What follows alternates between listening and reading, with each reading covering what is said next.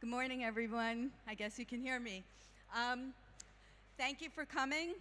I'm Susan Robb. I'm managing partner of the Customer Data Platform Institute, where we think about a lot of things, but very much about first-party data. So that's something you'll be hearing about today. I'm joined by my panelists, Paul Brett, who is Executive Vice President at Flying Tiger Entertainment in the film industry, and Biju Mukund, who is Global Head of Data Governance for Unilever. And privacy is very much a part of this whole discussion, so I'm sure Biju will share some on that as we're talking. So I guess the question is, what are we doing here today? And regardless of whether you think about cookies all the time or you don't, one of the things I found from just casually mentioning a cookieless panel yesterday to someone who has nothing to do with marketing was, the reaction was, what? No cookies? That's horrible. What's that all about? Which is exactly, I think, what all of us are asking. And so it's very clear that not having cookies is a big thing and something that generically, I think instinctively, we don't like. And we're going to talk about what maybe we can do about that. So I know yesterday, for those of you who are here, that Relay 42, Tomas from Relay 42 did a whole discussion on this. And one of the things that I'd like to do is think about this. It affects all different industries, and as I said, it also ties in very much with privacy, and that's, I think, part of what we're going to be talking about today. So, just for a little background, and then I'll have Biju and Paul introduce themselves. We know, if we've been following any of this, that both Apple and Mozilla have moved away from third-party cookies, and now the big change is Google. And Google, which has the lion's share of the market, has set a date that has felt like it's been moving around, but apparently now we're thinking it's coming in Q3. And that's when they're going to do this thing, and they're going to flip the switch. And 100% of cookies, third-party cookies, will not be available that way. And so the question is, where do we go from here? And you'll hear about things like first-party data, zero-party data, and second-party data, and that's all part of what we're going to be talking about. So, first of all, Biju and Paul, let you say what your work is with the companies that you're at. Hello, good morning, everybody. This mic works, which is good. So, just to give you a little bit of my background and the capacity in which I'm going to speak today, I work for Unilever, but I don't represent Unilever today. I represent the industry and the work that we do in advertising. And my background really is that I have worked in the assurance space from the time I've started working. So I started with data quality, moved to data security, so I understand how people could hack you or try to take data from you. Then I moved to data privacy because I thought that it is becoming more personal and the importance of security and privacy becomes more important for people. And to culminate all that, my work today encapsulates privacy, security, quality, and leverage. That means how do we actually use leverage in the practice called data governance. And therefore, I have a full view of how data comes into the organization or the organizations I have consulted, how is it used, how is it processed, and perhaps, in my objective today is to share something that I have learned and probably also learn from you of what you have seen which I haven't. So that's me. Thanks. Thank you very much, Biju. My name is Paul Brett, and I am from Flying Tiger, which is a film company. I've spent my entire career in the film industry, and over the 4 decades that I've been involved, I've watched the growth of the international market. It used to be that 90% of film revenue came from Hollywood, and now that's literally 10 or perhaps 20% on a given film. I've been involved with television, with video, and with feature films, and now increasingly, of course, with streaming. The point about the film industry is that it's very fast moving, it adopts new technologies very quickly, and that the importance of marketing is all stressed on the first weekend. So there's very little loyalty, there's very little brand loyalty. It's all about the next film, what's coming down the pipe in the next few days. So my knowledge of cookies is very limited. My focus has always been on cutting through clutter and reaching the audience for your intended film. And I think part of, I think one thing that you alluded to, Paul, was, this is a very international problem. And part of it is tied to what goes on with regulations, right, that are happening and changing all over the world. And so understanding different markets is really critical, as is being able to be adept and fast on your feet to address different opportunities, and that's part of it too. So I think we've talked about, my first question was, why is this such a problem? And before we do some more, what I wanted to do is, with all of you, just for fun, how many of you feel your company is ready by Q3 to make this transition? Okay, so that's the concern, and it's not unusual. There are a lot of things in all different companies that places have to look at this, and it really is something that we have a very particular time frame. So first off, just what if you do nothing? I think the truth is that we can do nothing. This is going to happen. Cookies are going to drop off. Third-party cookies are going to drop off. So consumer experiences, let's do one more poll, if you're okay. Okay. How many of you actually do click on reject all on a cookie banner when it's on? Wow, that's impressive. One more question. How many of you actually go into the preferences section of a cookie to make choices of advertising cookies to essential cookies, make like detailed choices? Very few. Very few. So that's a little bit of the answer, is that consumers are not really educated on what it is that they're actually saying yes or no to, correct? And regulators see that as a problem because they don't have a choice. They're just saying reject all or accept all, and therefore you will be chosen as a piece of data in the entire media ecosystem and given an ad. So the choice is then about companies and what they can do to get through this. The first thing is, which everybody knows about, is build your own data, first-party data inventory. And the way you can do that is to win the consumer trust, not to push them to give you data, but to make sure that you're giving something of value to a consumer. Not chasing them and then leaving them there, giving something of value to them. The future really lies in companies giving value to consumers. That's number one. The number two thing, which is emerging, is to build strong and ethical relationship with your vendors.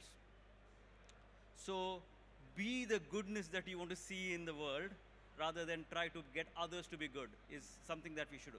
So large companies who are sitting here can influence the industry, can influence big vendors like Google and Facebook to be on that ethical path and be that themselves.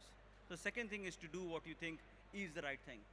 And I think the third thing really is that consumer choice is going to become more and more specific. I don't know if you all know that there is a new Chrome extension which will allow you to make a choice about whom you want to actually give your data to in the future. That means you can make some money out of your data in the future. So there is a possibility of that happening. We'll discuss this more, but these are the three things that I can see immediately, which is happening in the industry and which is good in my view.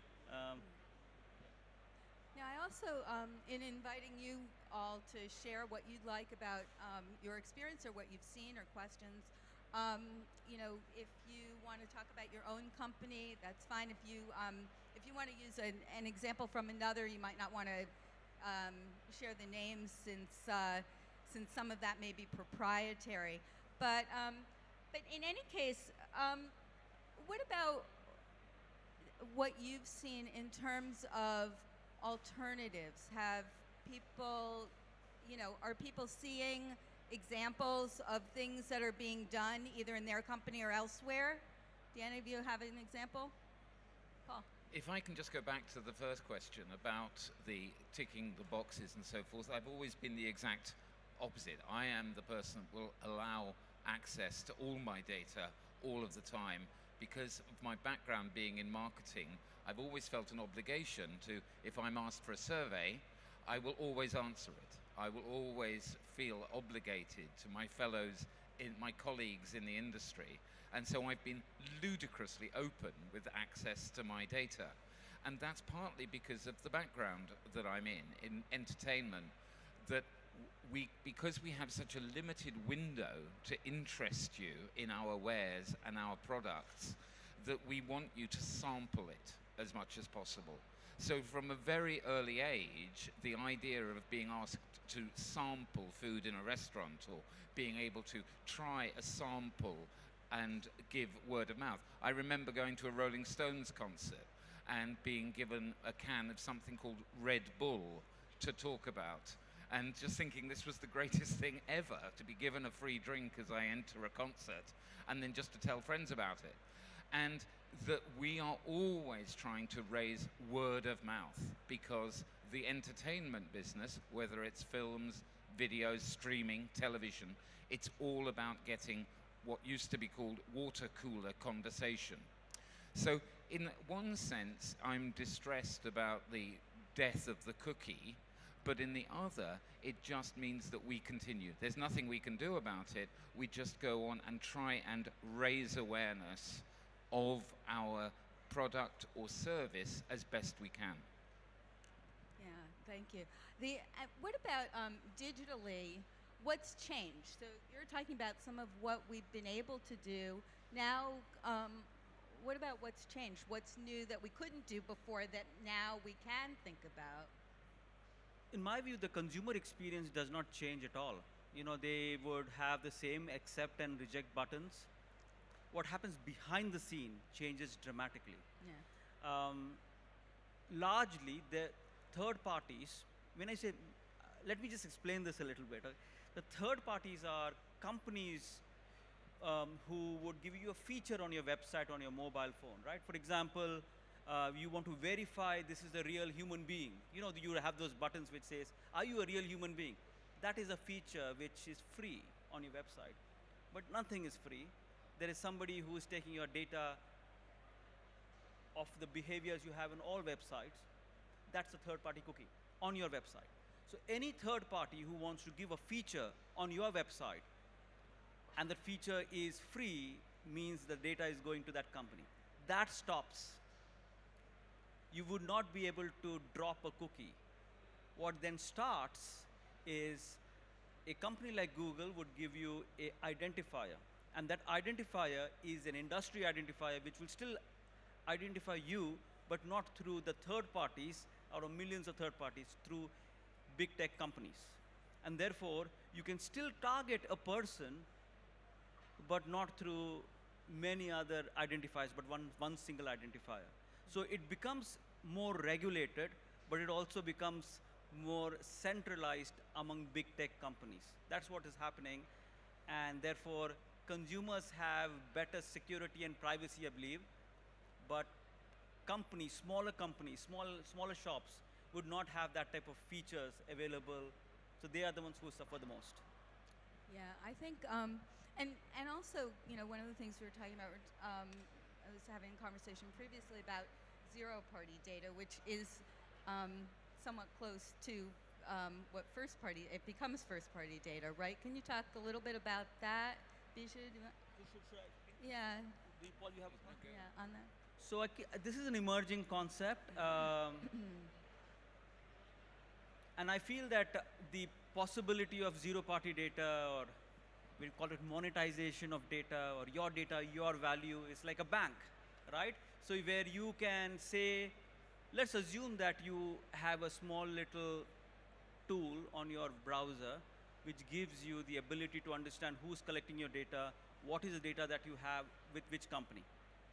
You could then choose to monetize that and say that I don't want to give it to this company or that company, I want to do it to that because I get some value out of it.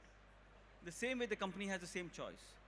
So in my view, it is a new nascent concept. It all depends on how much privacy conscious a person is, how much of value they think their data is to themselves.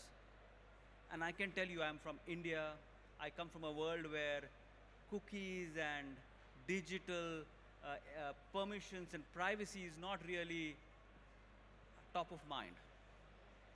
I can tell you that in my own physical house that I lived in, the doors never locked during the day because there could be kids from the other families coming into my house. Privacy is not a very strong sense of, it is becoming like that, but it isn't as important as it is in this part of the world. Therefore, it all depends on large swathes of humanity being able to use their data and finding value from the data and then using the data to monetize. It has a lot of dependencies. I don't think it's going to fly off immediately, but maybe in the West, maybe in North America, there is possibilities of that. Yeah. And related to that, I mean, there are a lot of ways to get consumers to engage with you, right? To surveys and other kinds of things where people are willing to, share data with you. It's a question of what works, and that's different by industry, right? There's different reasons you would pick one over another. But that's part of it too, is to figure out for your business what's the best way, right, Paul? So therefore, in the world of entertainment, obviously the biggest change that's happened in our lifetimes is streaming. And that is entirely driven by big data.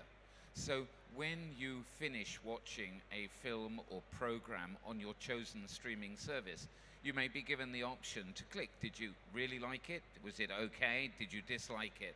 And this will inform, by feeding the algorithm, what you are likely to be offered next time.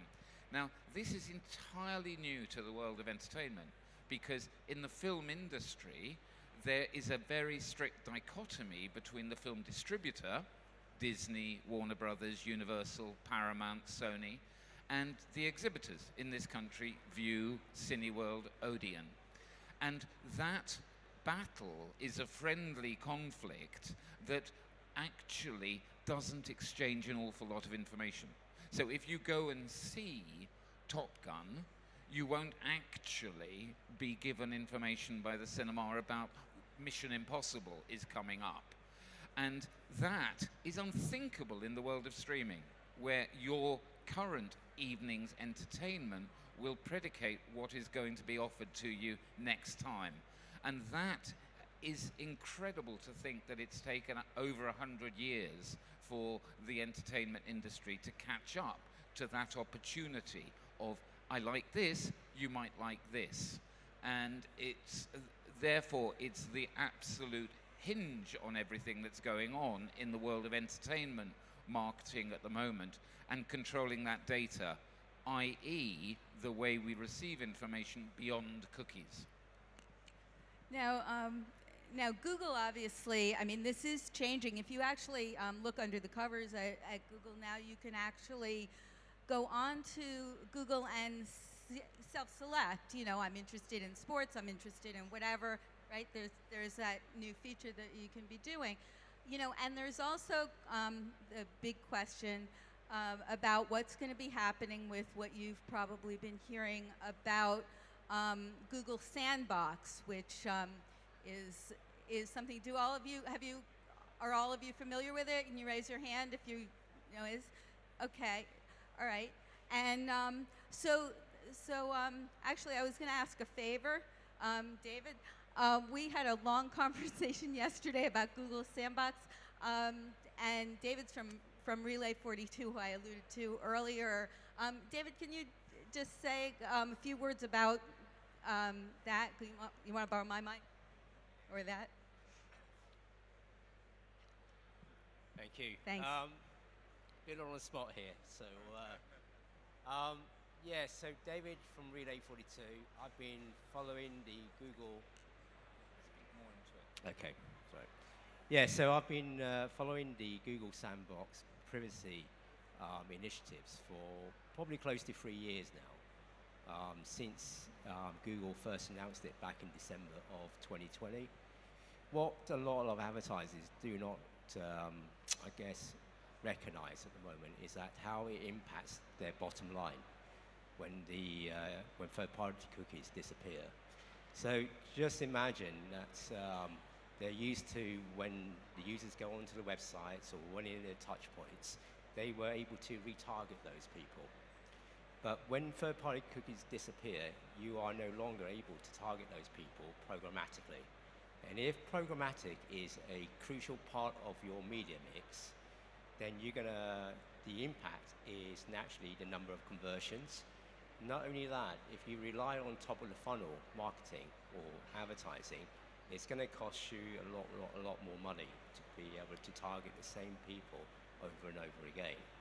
So eventually it's just not sustainable because you're going to be increasing costs, which drives your CPA, but you're not going to see the same level of conversions, which is why it's important for advertisers to take note and be prepared for this. We are doing it with several advertisers, some of the really big brands out there, to make sure that they are prepared. And we've always said that it may never happen 3 years ago when they started this, but it's actually better to be prepared in case it does happen. And now Google have announced that it is going to happen. I think the penny has dropped, and I think there is a certain amount of time to get prepared for this before everyone will start getting into it at some point.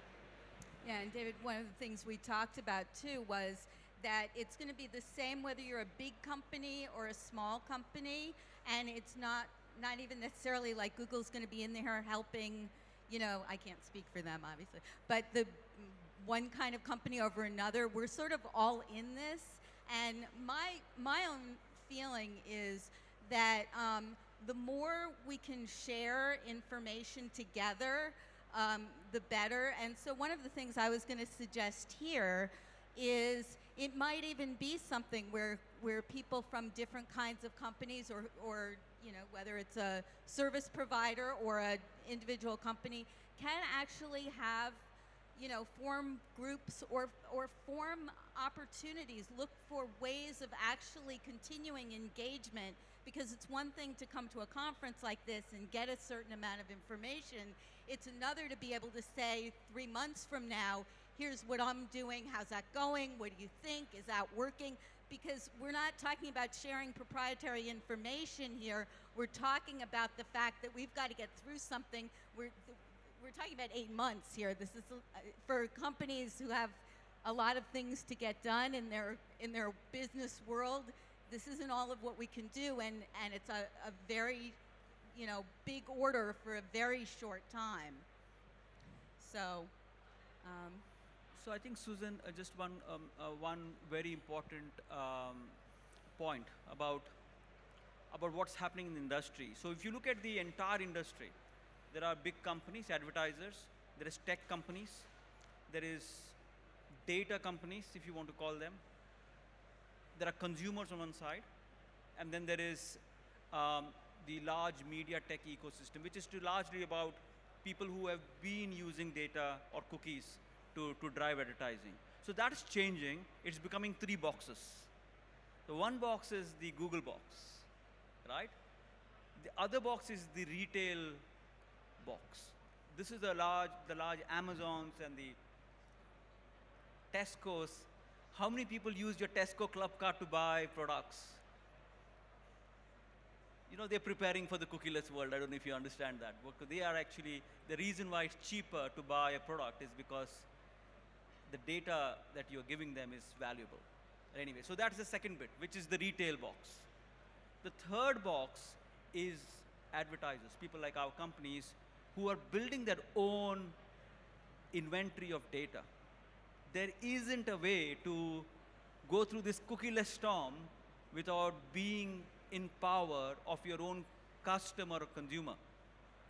And the only way you can do that is to change the mindset of marketing from a hit and run perspective to a give value when you take data perspective. That means you have to have a one-to-one exchange with a consumer or a customer. If you don't have that, the customer would fake information, not give you information, and you go back to the other two boxes, which is the Google and the retail box. And they will charge you, right? And they will charge you in any case. What I'm saying is that to be able to be on this equal place where you can negotiate and keep the Googles and the Facebook at bay in an ethical point of view and also commercial point of view, you must build up your own inventory. If these three strategies are not there, then there is a problem coming up. But the last point I want to make about this is, no matter where you are in these boxes, small retailers, small companies may have to really scale up their or pay a premium to drive digital marketing in the future. So that's what I understand from the situation. And I agree with absolutely every word that Bijou has said. And again, if I can refer back to the world of entertainment, if we look at what you're going to do tonight, when you go home and you turn to a streaming service, that the reason that you are subscribing to that on a monthly basis will be the content that is available to it. Rather like Emma Thompson, I hate the word content. I prefer to think of it as films or entertainment. But the quality that is offered to you is the first thing. That's why you subscribe to it. But it's also the ease of access to it and the ease that you can navigate to find what it is that you want to watch or what you think you want to watch. And so that is as important as the offering. And that is exactly this subject of cookie collection, of data collection, because finding what it is that you watch and then feeding that information into the algorithm so it gives you back what you might want to watch next week, next month, and so forth is going to be important. Because all of these companies, all of these streaming services, the most terrifying word to them is churn, that you will decide not to renew your subscription next month or next year, because none of us can afford to subscribe to all of these services. There are literally dozens of new streaming services being offered each month just in the United Kingdom, let alone globally. I also wanted to refer back to what Bijou just said about the Indian nature of sharing and so forth. As it happens, I live in West Holland Park, which many of you will know better as Shepherd's Bush. I happen to live in a leafy road, and when my kids were small, we kept our side doors open and we wandered in and out of each other's barbecues. There was a sense of community, and there is a sense of entertainment community in this country. But Bijou will be the first to admit, we were just discussing before we stepped onto this panel, China.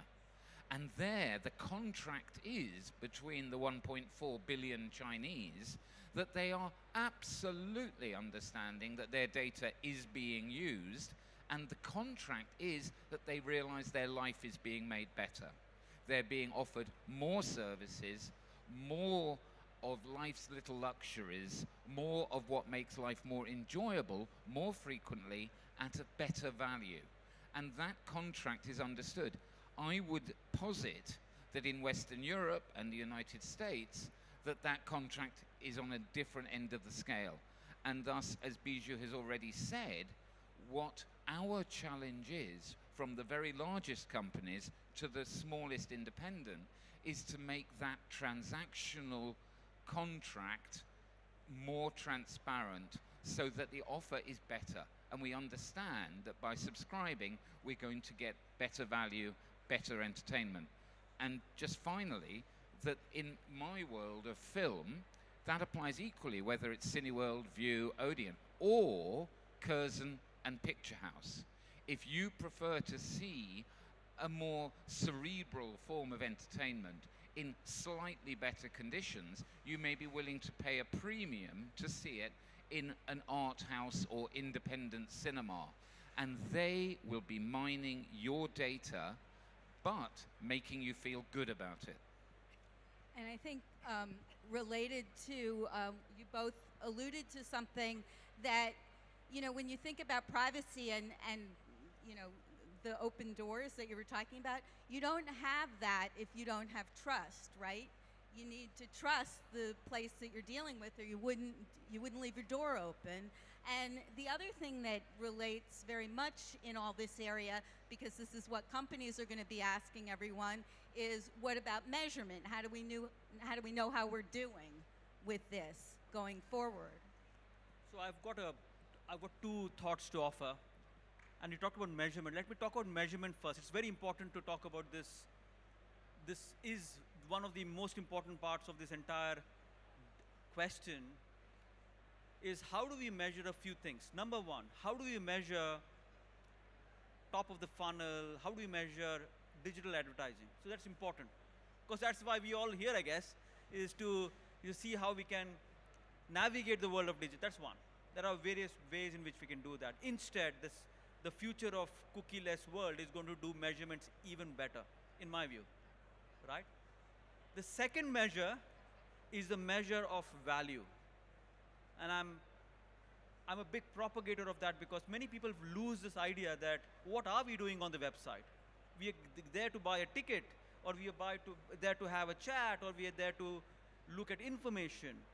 But if that value exchange is not personalized, it's not for me, and it's more and more not only on your mobile phones, on your chat messages, or on your website, which is becoming more and less relevant.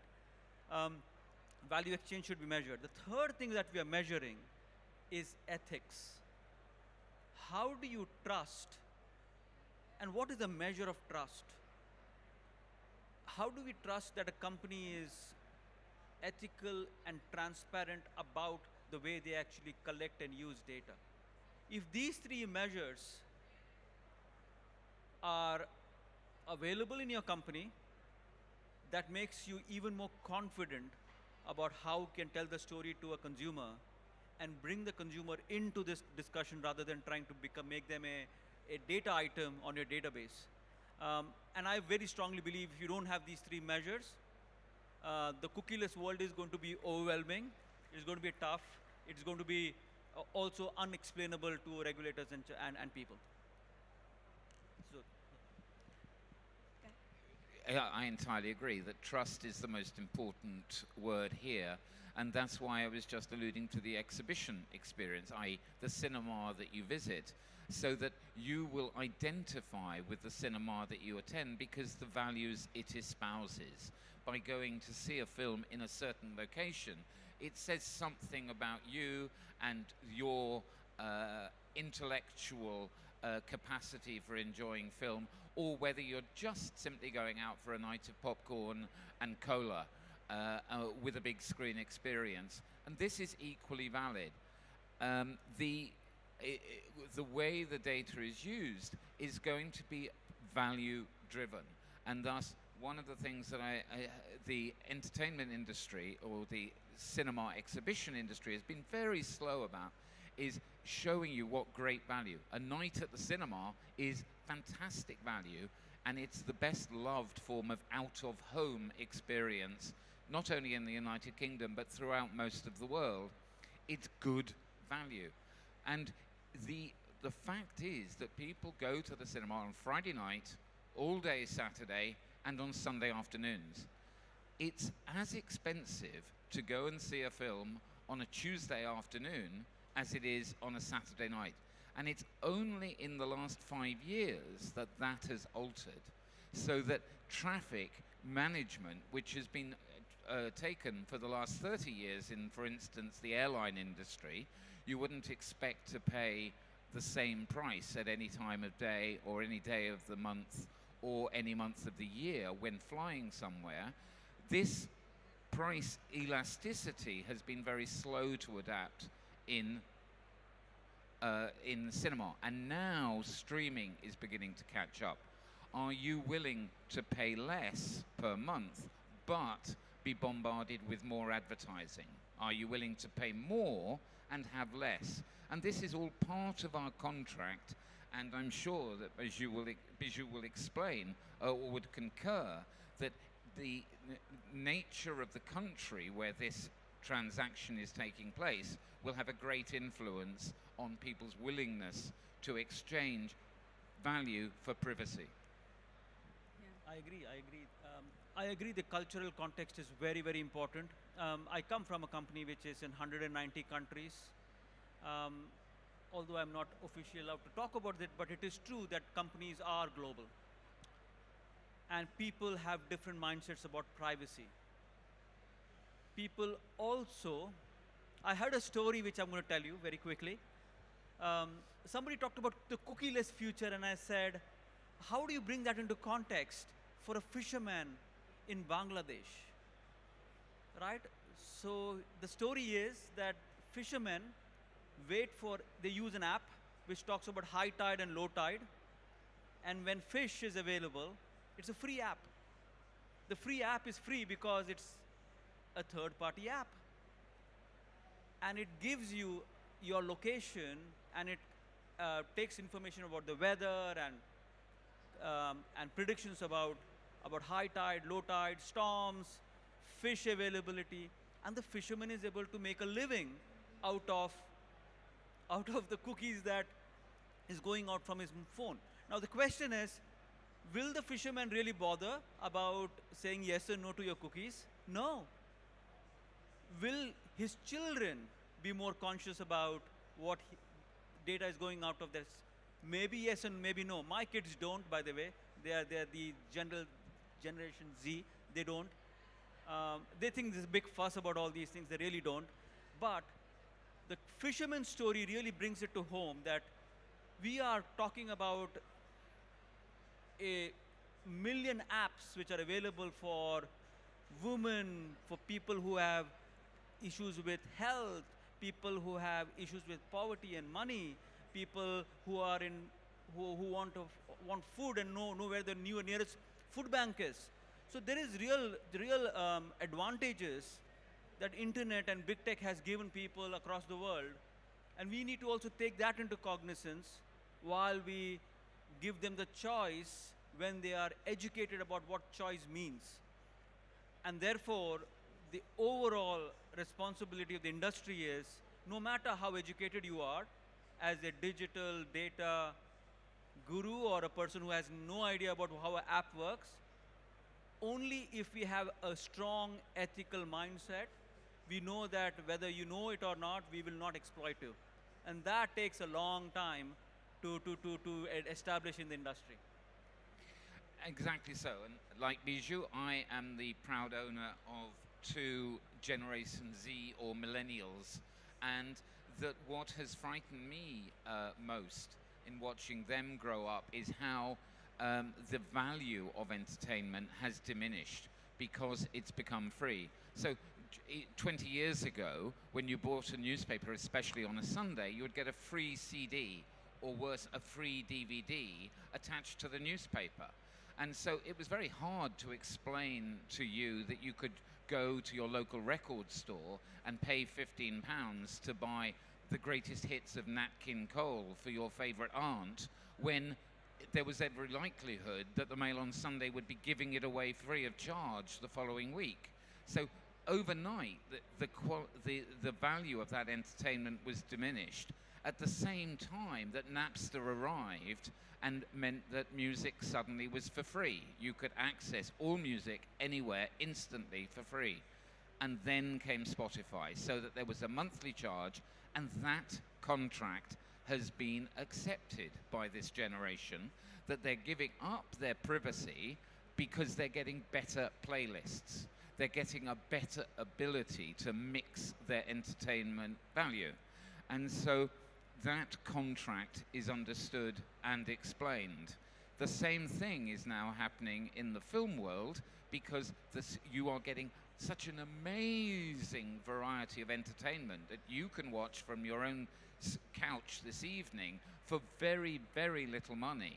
But the competitiveness nature, the competition between those streaming services is great. And it's even greater to get you off the couch and go out into the cinema. Right. Now, I want to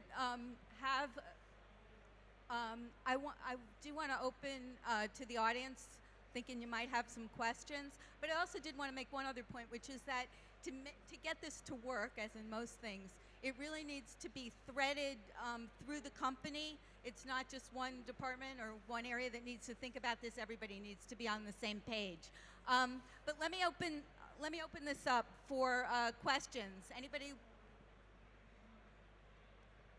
No questions. Wow. Okay. Sure. I know. That's fine. Well, I'm glad that this has answered all of this. Bijou, Paul, last couple words on this? I just want to, first of all, thanks for listening to I think many of you all probably know what we've already said, but there's one thing I want to leave you with before we leave. As agents of privacy and trust and data, there is also a need to build up a positive impression narrative about data. It looks like we are all going to die or something is going to happen with this. Nothing. Data is a powerful tool. It can be used like any other tool for good or bad. But I feel that there is need for the industry to uplift the narrative of the positive impacts of data. How can personal data create great impact for people, society, community? And as we go out of this booth, try and see if you can find one story which talks about the positive impact of data. And that one story need to be told many times so that it sort of becomes a little bit of a viral thing, that data is not all that bad. It could do bad things, but it could do amazing and great things. So that's the only thought I want to leave with. The example I would give, thank you, Bijou, that my wife and I last night were lucky enough to go to a BAFTA preview of a film that's on Netflix called The Deepest Breath, which is an astonishing documentary about free diving. And it's brilliantly made. And the most extraordinary thing about it is the first 4 minutes of the film are silent.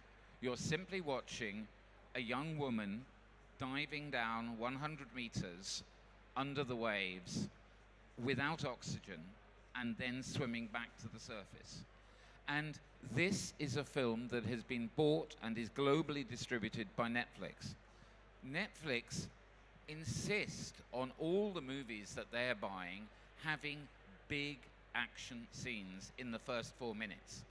A gigantic explosion, preferably along with a car chase, in order to hook you in so that you will watch for the rest of the film. So it was extraordinary to see a world-class documentarian like John Batzek make a film where they trusted the audience to sit through it and to be hooked as to why on earth a woman would swim 100 meters downwards and then up without oxygen. And it was a fantastically evocative and gripping movie. Please be aware of how data is being used when you watch your streaming, and don't be afraid to use that thumbs up, thumbs down model in order to get a better selection in future. But please, please go out and see a film at the cinema, and most importantly, do the oldest marketing of all, which is spread word of mouth. Yeah, and so on word of mouth, if any of you want to talk more about privacy, I'll be talking about that later when we're talking about children's privacy. But really, this is something I hope you find other people who can work with you on this. And please, I'm sure you'll find Bijou and Paul if you have more questions. Thanks so much, everybody, for joining us.